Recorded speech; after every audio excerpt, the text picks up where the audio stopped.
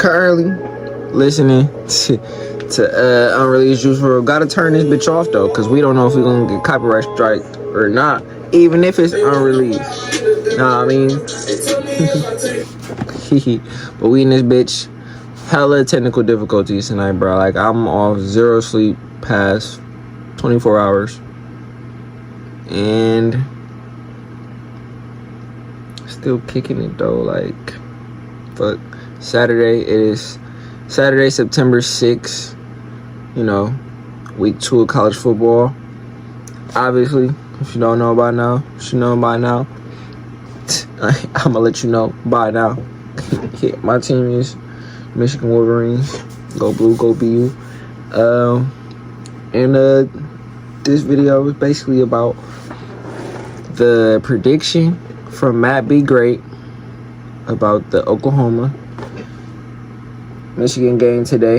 And then this is an on-3 video by JD Piquel titled Michigan Wolverines Need to Let Bryce Underwood Cook versus Oklahoma. So it's not really a prediction video, just what he believes is the recipe to success today for the Wolverines. We're gonna watch this, then we're gonna watch the next one. The first of which being like Bryce Underwood and how special they play. Like I said, I'm tired as shit, so I don't know how much reacting you're gonna get, but I'm gonna do my best, twin. Is one thing. I think his it factor will be something we talk about a lot more over the course of his college career, in particular this season. The dude has got a certain level of confidence, swagger, or like when you watch him on TV, you can see that. Goes out there for his first series as the Michigan quarterback against New Mexico, and you would think like, hey, you know, I know it's New Mexico, but still, first game, first start, night game, intense atmosphere. You would think there would be some like, you know, shaky hands, acclamation kind of plays. Dude's like hyping the crowd up, walking out there for his first drive, like looking like he's a freaking 3-year starter. That sense of swagger and confidence he has, that is going to be massive in a game where you go. Let me be the first to tell a motherfucker I was never that type of person. Well, maybe if I got into a lot more in game situations, but I know that I ain't never had enough experience in game to really like have that much confidence at the start of games, especially first game of the season. So I'm gonna let you know right now, but that's big right there, especially for a true freshman going against Big Ten level competition, about to go against SEC competition today. That's big, bro. We're gonna really see how much that shit translates to the game, cause hey, bro, warm up how you play, practice how you play, all that shit in between, and play like you the road play. Against a good defense will be a raucous environment in Oklahoma. And I say it's obviously crucial for Bryce Underwood to kind of have that sense about himself. All right, confident players usually play better in big environments, pretty much the way this whole thing goes. But I think it's important for the rest of his teammates to see that from Bryce Underwood, to see that it factor, if you will. Because tell you what, man, if I'm Justice Haynes and I'm, you know, second-year player, maybe a little bit on edge going into a game where it's prime time, Herbie and Fowler, I told you the atmosphere in Norman, all those things. But I look next to me in the gun and I see Bryce Underwood getting the crowd fired up, like he just looks like he's out for a walk in the park, Cam Ward style. Guess what? That makes me feel more confident. Talk about the offensive line and the question marks maybe you do or don't have on that, you know, unit for Michigan. I see Bryce Underwood just chilling back there. I feel better about our chances to win. The quarterback and the energy he possesses from a confidence perspective and how it's going to impact his teammates, that's got to be there, got to have it, even outside of what he's going to do with the football in his hands. But if you have that kind of temperature you're setting for your football team, if you're Bryce Underwood, okay, at that point, let's ride. Donovan McCulley, Samaj Morgan. If I see 19, the 18-year-old true freshman looking like he's just chilling back there, we got some swagger about ourselves. And if you got a swagger to yourself, have a better chance to win the football game. Not a science, but I will say it is semi-factual. Now from Chip Lindsey, calling this game for Bryce Underwood, they have proven, Michigan has, over the course of the last year, they can win a rock fight. They can win an ugly, low-scoring game and still find a way to win. I think you keep that in the back pocket, but with number 19 and his physical skill set and the defense you're up against, I don't know if I'd game plan for that. You know what I mean? Like I'm thinking if I'm Chip Lindsey going into this spot, okay, how do we get number 19 involved? How do we get him to not just like be confident going into the game, but get him into the rhythm of the game to where he's actually playing confident, gets in a flow, gets in that zone. Flow state. Honestly, one of the things that I'm looking at most closely here, if I'm Chip Lindsey, I call a lot of quarterback design run, man. I do. Like we said it a lot during the offseason. You got a quarterback who's like 6'4", 240-ish, can throw down backflips and run like a 4.5, 4.6 40, whatever it is. I might let him carry the football a pretty good amount in this game. Because Brent Venables, the number one thing he's going to try to do early in this game, I promise you, they're saying this during the week right now. Hey, if we can rattle that kid early, what I tell you, get him out of his game, make him think about us, get the crowd into it, that's advantage us the rest of the game. Have him seeing ghosts, he's 18, that might mess with his head a little bit. So, you know how you get your quarterback dialed in? Get him hit. In a good way. Maybe not get him sacked, but get him hit. Call some Q power, some quarterback counter, some read option stuff, some quarterback sweep. If you get Bryce Underwood dialed into the flow of the game by running the football, one, I just told you have one of your best athletes running the ball. It's a good thing. But think about the way it would just simplify what Brent Venables has to do for the Oklahoma defense. I can't bring all these exotic pressures if we're just having power run down our throat with an extra blocker. It's once you get that first touch, second touch in, you ready to do the rest of the game. You fired up. Unless you really got hurt on the first two hits. But if you ran them bitches like you wanted to run, and you played through the whistle, you I'm fired up, man. It's hard Give to me do this that. bitch again. I should say this bitch. It is risky to do that. If you wanted to run, I don't know if everybody fired up like that, but it gives if you you really the chance, at runs, least, if you're Michigan, to catch Oklahoma lacking because of the aggressive nature. Sometimes you overrun a play, the flow's the wrong way, whatever it looks like. If that back door's open and 19's got a lane, I think that's a good thing for Michigan. So I love the idea of him getting in the flow, all that, but also just from a pure game plan perspective. All about that defense. Let Bryce Underwood carry the ball north of 10, 12 times. Because guess what? Oklahoma hasn't seen it. That was one of the favorite stats for me, looking at Bryce Underwood's first start. 2 carries for -5 yards. -5 yards. I love that. Why? Because Oklahoma is going into this game guessing at what Bryce Underwood's run game is going to look like, what Chip Lindsey's going to call. Now, you can make some educated guesses, and Brent Venables is one of the best defensive coordinators in college football. Happen to believe that. But I also think it's, if you're guessing at what we're doing on offense, advantage offense. No way around that. So, all that's to say, you got to have the skill players step up as well. But if the quarterback run game gets working, and then the Michigan run game gets working, there's going to be plays downfield to be had. And at that point now, you say, okay, well, I'm not sure about the Michigan skill players in the perimeter. I'm not sure about Samaj Morgan. I'm not sure about Fred Moore. I'm not sure about Donovan McCulley and Peyton O'Leary, like we mentioned a lot of names there. Even if you're not sure about those guys, if there's extra attention in the box, they have a better chance to go win. I'm telling you, Donovan McCulley, he can go win with a single high safety. How do you demand a single high safety? Run the ball at a high level. How do you run the ball at a high level?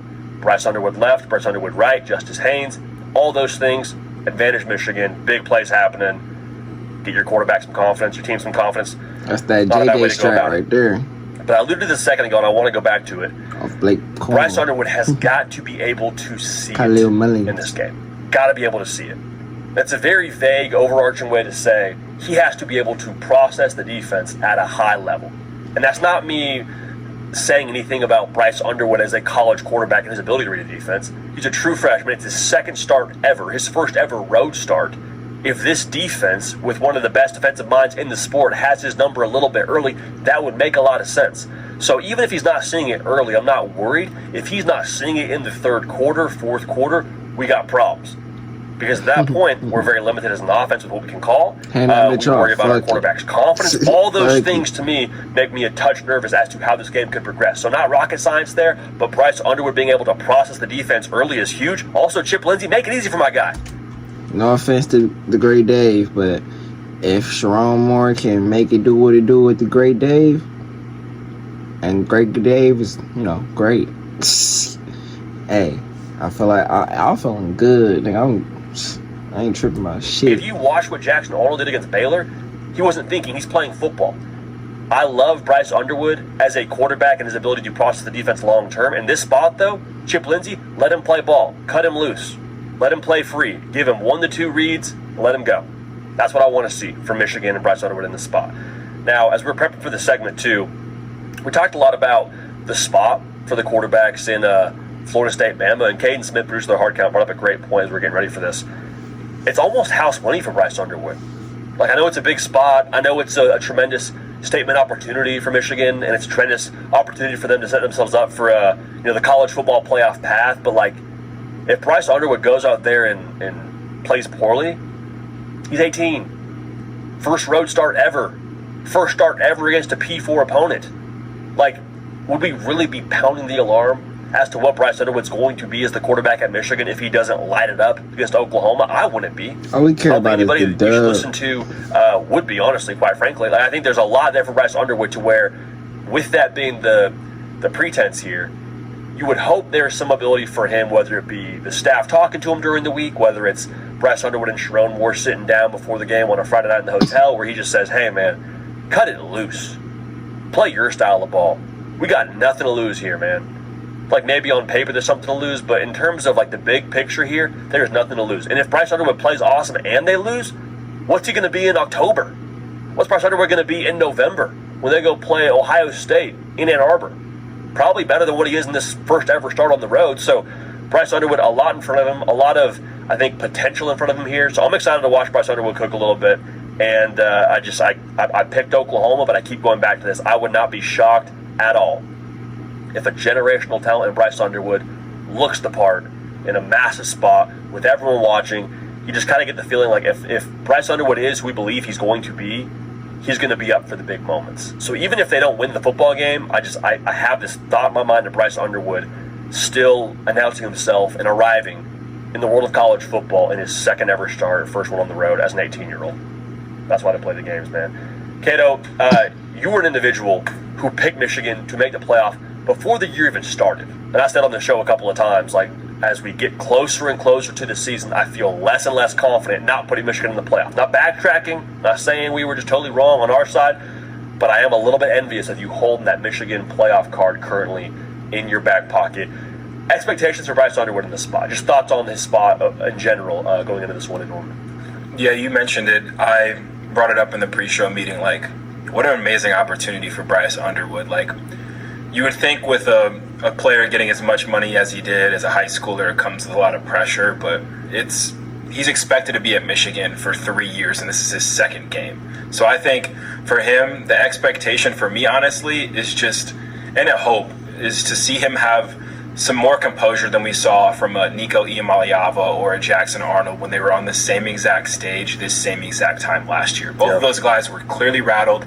The moment was a little too big for him. It was a low scoring, just kind of muddy game, icky game, but both of those guys obviously grew after that, and I would love to see Bryce have a higher floor than them in this game and just really see the composure and how he leads his team and just the body language, just the little things, because you want to see the talent obviously as well, but I think as far as reading a defense, making decisions, that stuff he can grow in his game moving forward. But how can you not love what you saw in week one from this guy? If he can carry any of that, half of that over to this game, it's going to be huge for him. So I expect him to just have those traits, those I'm that guy kind of traits in this game and put his best foot forward. But the reason I picked Michigan to make my playoff is even if they lose this game, we talk about their schedule a bunch, I think there's still a path for them to even make it to the Big Ten title game just given their schedule. But if they win this game, I think it's on and popping, and the playoffs are a lot more attainable for them because you look at their schedule.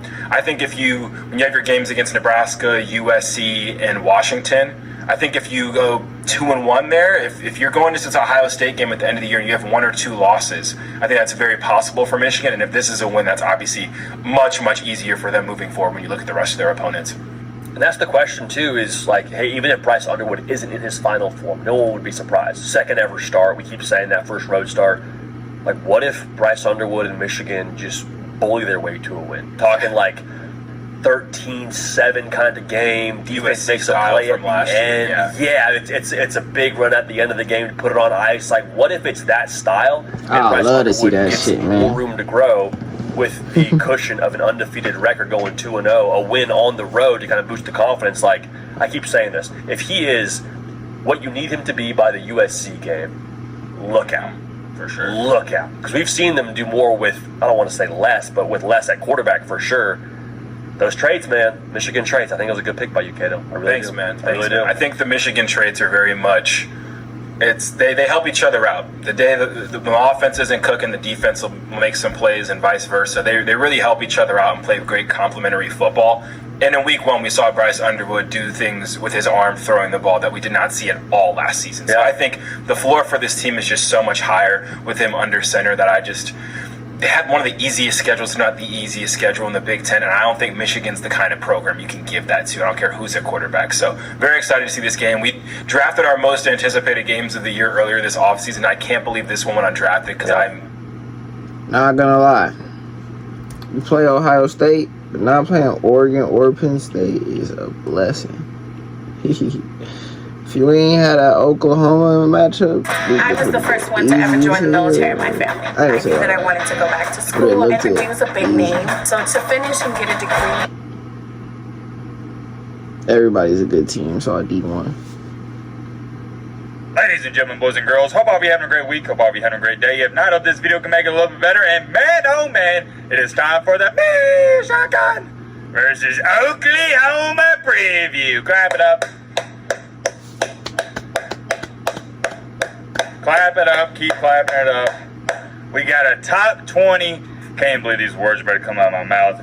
SEC. Yes, remember, Oklahoma is in the SEC versus Big Ten matchup. And I don't even want to see, before the game happens, I'm saying it right now, I don't want to see any Timothys and Bobbies in the comment section saying, oh, if Oklahoma wins, this means the SEC is better than the Big Ten, and vice versa. If Michigan wins, my apologies, I don't want to see any Michigan fans saying, oh, well, this means the Big Ten is better than the SEC. Just shut up with all that crap, okay? Nobody wants to hear it, especially in week 2. If you want to talk about who's better, the SEC or Big Ten in week 8 or 10, I'm game. But right now, let's wait until we get some weeks under our belt. I don't know if y'all can tell, but I'm very excited for this game. It is the game of the week. It's where game day's at, and I think we're going to find out a lot, not just about Oklahoma, but also Michigan, so both teams. Last year, Michigan wasn't really all too good, and I think you can chalk that up to they didn't have great quarterback play. This year, completely different story. We're going to talk all about that with Bryce Underwood, that $12 million quarterback. Now, the flip side for Oklahoma, last year wasn't good either. Didn't really have a good offense, didn't really have a good defense, and they won, what was it, 6 games, I believe? Or, yeah, it was something like that. They finished 6-6, didn't they? Yeah, they did, because, oh, yeah, remember they lost to Navy in the bowl game. Oh, that was embarrassing. So technically, they finished the entire season, including postseason, 6-7. They had a losing record. Y'all know how I feel about BV, a.k.a. Brent Venables. My stance on him hasn't changed. If you don't know, I think he's not that good of a head coach. Sharon Moore, I got to get a larger sample size before I start saying, oh, he's a bad coach, good coach, stuff like that. This year, I think it's going to tell us a lot, and the year after that as well. But I've seen enough out of Brent Venables to tell you, he is only a defensive coordinator. There's many places you could start out with this preview-size prediction, but let's talk about the quarterbacks first, because that is going to be the biggest storyline. Oklahoma has what some people are already labeling as a Heisman candidate, John Mateer, the transfer quarterback. There's no ifs, ands, or buts about it. The Mateer kid can play. He's shown it everywhere he's been. So it's not like we're going to be heading into this game wondering how Mateer is going to handle the pressure like a Julian Sayin, Arch Manning, or even a Bryce Underwood, because he's used to it by this point in time. He's been playing college football for a while. On the flip side for Michigan, you got Bryce Underwood, who I think is worth every bit of the $12 million, and ironically enough, we made a separate video just talking about him last night. I think he's the real deal. He's not like an Arch Manning. The talk and hype surrounding Underwood, it is legit. When I tell you this Underwood kid can play, I mean he can play. He is on another level compared to other freshmen out there. His ability to read and process the defense quickly and get the ball out fast just like that within 1 or 2 seconds, that's what separates him from others. He is a quick decision maker who has great mechanics and is also comfortable in the pocket. The only thing I worry about with Underwood is he is going to put the ball in harm's way at times. It is bound to happen. He has about, I would say, or he's going to have 3 to 4 or 5 throws that, they're going to be questionable. I think a better way of saying this is he'll throw some 50-50 balls. So if the Oklahoma players can turn their heads, you can pick those off and maybe even take one back to the house. Who's more talented? Bryce Underwood. Who has more potential? Bryce Underwood. But who's better right now? I get the edge of John Mateer. Who's more polished right now? I get the edge of John Mateer. Talent's great one, though, and I love what I've seen out of Underwood in only 1 collegiate game, but experience, it just outweighs all that. I like to give you 3 keys for each team on how they're going to win the game, so let's start with Oklahoma first. Number 1, and if you don't do this, guess what, partner? Nothing else matters. You have got to stop the run. You don't stop the run, Michigan is literally going to run all over you. They got the 5-star transfer running back from Alabama. He looks great. They will feed him the rock, and they got others they can hand it off to as well. Number 2, and this is also on the defensive side of the ball. What do quarterbacks hate, and especially young quarterbacks at that? Pressure. Blitz, blitz, blitz, and when you get tired of it, keep blitzing. I don't care if Bryce Underwood burns you once, twice, or even 3 times. You have got to heat him up. He is too good of a quarterback for you to let him sit back there and just dink and dime his way down the field. It's what Carson Beck did in Notre Dame, and guess what? They lost the game. Got to bring the pressure. The third and final key, we'll talk about offense. This one's relatively simple. I would like to see Oklahoma try to at least establish a run and not make Mateer go out there and have a Cam Newton-esque performance to pull off this win. Crazy thing about it is Mateer is good enough where you can ride his coattails and he will single-handedly carry you to a victory. But is that really an efficient way to win a ball game? Yeah, not really. Sure, he threw all over Illinois State, but let me remind you of something. It's Illinois State. You're playing a tougher defense this weekend. And even if you're not successful running the ball, it's at least going to take some of the pressure and some of the weight off of Mateer's shoulders. That's my 3 keys for Oklahoma. Let's talk about Michigan. Number 1, play your game. Don't get caught up in what Oklahoma's doing. If they're throwing the ball 60, 70 times, that's not how you play football. How does Michigan play football? Ground and pound. They love to run the ball, so don't get away from that. Even if you fall behind 10, 14 points, keep running it. Keep running the ball. Keep feeding your guys. You're eventually going to pop one off. Number 2, and this is also on the offense side of the ball, ease Bryce Underwood into the game. Let's get some play actions off of the runs. Let's get some 5, 7, 10-yard slants. Let's get some drag routes. Stuff like that to get his confidence up early. I think it is vital for him to get his confidence up early on, especially in a hostile road environment, because if he just starts out, let's say hypothetically for say this video, 1 for 6, you got him throwing these deep shots, he's not hitting them, he's going to get down on himself. That always happens, and it's normal. But if he starts out 5 for 7, even though they're easy passes, he's going to feel way better about his game, and he's going to be more confident by default. Number 3, on the defensive side of the ball for Michigan, don't let Oklahoma beat you by passing. What do I mean? They're predominantly a passing team, right? Well, how about this? Stick a... Elliot, love you here. I mean, it's easy to spot me on the court, I bet. But you've always been like that. See me? Yeah. Before you hear me, all done. Thank you. You're welcome. That's so fast. I love you.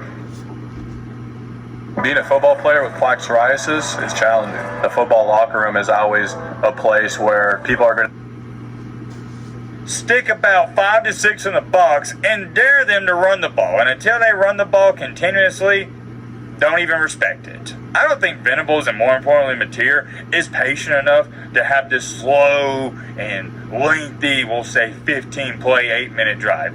They're not going to do that, and if they do, I'll get up and apologize and say, you know what, they did it, but I just don't see it happening. They're going to try to hit chunk plays. In other terms, to dumb this down, don't let Oklahoma beat you by solely passing. Make them mix it up.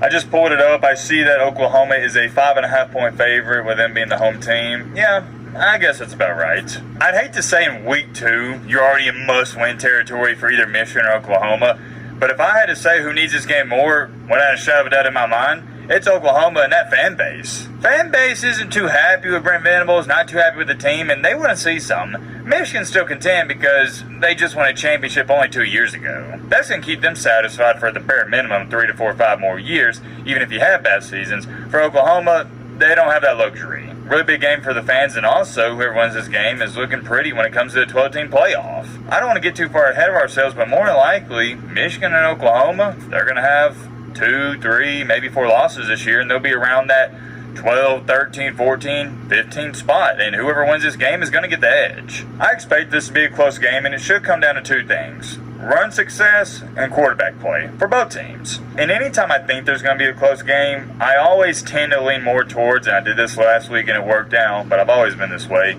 the team with the better quarterback. Who can I trust more? Last week, LSU and Clemson. Who did I trust more heading into that game? Garrett Nussmeier. That worked out. Another example, Miami Notre Dame. What quarterback did I trust more in that one? Carson Beck. that one worked out. So you probably know where I'm about to go with this. Who do I trust more in this game? The veteran, John Mateer. I'll take the Sooners in this one, 28 to Michigan's 21. Many more things I could say wandered off here. I'm curious to know your thoughts down below.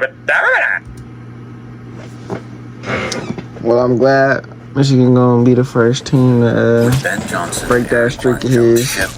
Rival fans I ain't gonna guess as it now see what the score is.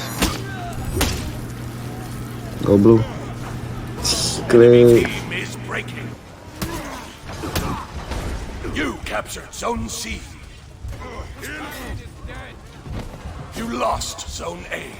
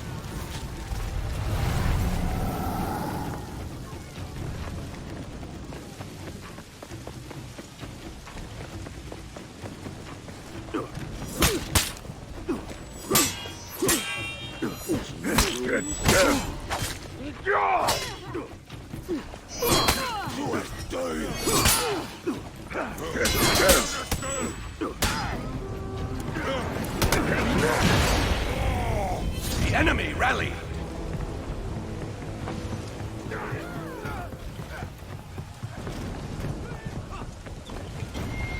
Enemy team is breaking.